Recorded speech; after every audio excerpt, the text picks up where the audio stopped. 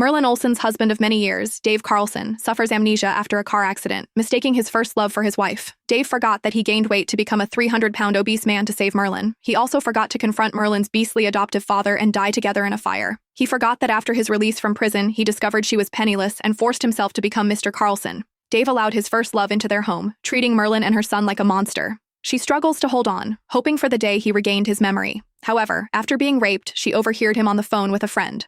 If I had met Merlin first, perhaps Lily Franco would be the one I used as practice for marriage now. But Lily is back. The position of Mrs. Carlson must be hers.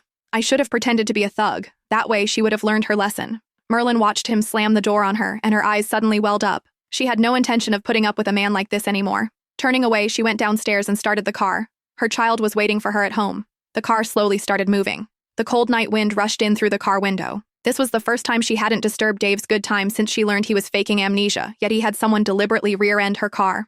Does it feel good to bully someone, Merlin? Lily was so scared until she couldn't sleep all night. Are you satisfied now? He grabbed her by the back of her collar and slammed her against the smoking hood of the car. Even if you misunderstand me as your husband, you shouldn't have driven Lily to such a desperate situation. She just returned to the country all alone and helpless. You're still torturing her like this. Are you trying to kill her? Human life matters most. How can you be so cruel and shameless? The hood of the car sizzled against her cheek, but Merlin seemed oblivious to the pain. Who had been the one being mocked from beginning to end? And who was being intimidated now? Was she just supposed to obediently wait to die, without even the right to fight back? At this moment, Merlin finally answered her grandmother's question in her heart. Because Dave no longer loved her. He had risked his life to donate bone marrow for her, served time in jail, and even gone to sea.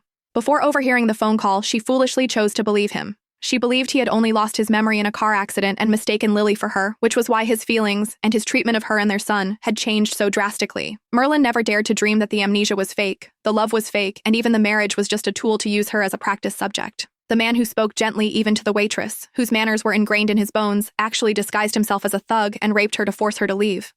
Thinking you're my husband. That's right. All these years it was just wishful thinking on her part, just a pathetic joke. She laughed, but unlike her usual gentle laughter, it revealed a calmer and more clear-headed side. Stop pretending to have amnesia, Dave. It's pointless. I'll only ask one question. Have you ever, even for a moment, truly liked me? Dave showed no embarrassment at being exposed, nor did he try to distance himself from her as before. Instead, he smiled slightly, carefree and unrestrained, indescribably handsome. In all these years, she had never seen him smile with such youthful energy, while Lily, with just her appearance, effortlessly possessed a tenderness she could never attain in her entire life. Her eyes instantly reddened, and she hastily lowered her head, burying her tears in her clothes. Answer me. She lowered her head, watching the gradually falling rain, stubbornly wanting an answer,